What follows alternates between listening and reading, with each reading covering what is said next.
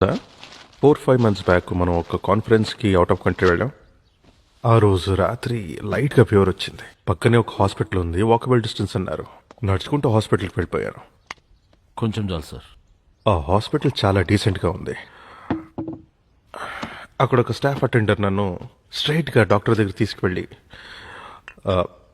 Scan, blood test అని ఒక slip రాపిచ్చి నన్ను ల్యాబ్కి తీసుకెళ్ళాడు. విద్యా గారు, ఆ టెస్ట్లన్నీ ఫినిష్ అయిన తర్వాత పక్కనున్న ఫార్మసీ నుంచి ఆ మెడిసిన్స్ అన్ని తెచ్చిచ్చి ఏ మెడిసిన్ ఏ టైంకి తీసుకోవాలనేది క్లియర్గా ఎక్స్ప్లెయిన్ చేశాడు. నేను అడిగా, ఈ టెస్ట్కి, మెడిసిన్స్కి, డాక్టర్ కన్సల్టేషన్కి ఫీ ఎంత అని. ఇట్స్ అబ్సల్యూట్లీ ఫ్రీ అన్నాడు. నేను సీఎం అని తెలిసేమో అనుకున్నా. హౌ డు యూ నో మీ అని అడిగా. హూ ఆర్ యూ సార్ అన్నాడు.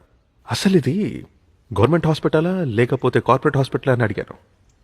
It's just a hospital sir అన్నాడు. అందరికీ ఇదే ట్రీట్మెంట్ అన్నాడు. సిక్కేసింది సార్ నాకు. 4 రోజులు నిద్రపట్టలేదు. ఆ కంట్రీ మనకన్నా రిచ్ అని మీరు అనుకుంటున్నారేమో. హెల్త్ మినిస్టర్ గారు, దాని జీడిపి మన కంట్రీ జీడిపి కన్నా చాలా తక్కువ. అక్కడ ఉన్నది మనకి లేనిది ఏంటంటే నిబద్ధత. ఆ క్షణంలో నేను ఒక రెవల్యూషనరీ డిసిషన్ తీసుకున్నాను. మన స్టేట్లో ఉన్న ప్రజలందరికీ కార్పొరేట్ అని, గవర్నమెంట్ అని తేడా లేకుండా ఒకే రకమైన నాణ్యమైన ఉచిత వైద్యం. ఇది నా సంకల్పం. ఈ కార్పొరేట్ హాస్పిటల్స్ అన్నిటినీ అండర్టేక్ చేద్దాం. ఏమంటారు హోమ్ మినిస్టర్ గారు? సార్, సడన్ గా డిసిషన్ నాకు అర్థమైంది. ఆ గవర్నమెంట్ మీద విపరీతమైన ఆర్థిక భారం పడుతుందంటారు. అంతే కదా, ఓ పని చేద్దాం. మనం ఇచ్చే సంక్షేమ పథకాలన్నీ ఉన్నాయి కదా సిఎస్ గారు, అవన్నీ ఎత్తేద్దాం.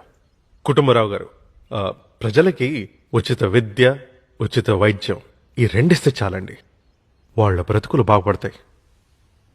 ఈ సంక్షేమ పథకాలన్నీ ఎత్తేసినందుకు రాబోయే ఎలక్షన్స్లో మనకు ఓటేరంటారా? ఓడిపోతామా? పోతే పోనివ్వండి, జనం బాగుంటారు కదా. అది చాలు. ఉచిత వైద్యం, ఇట్స్ మై డిసిషన్.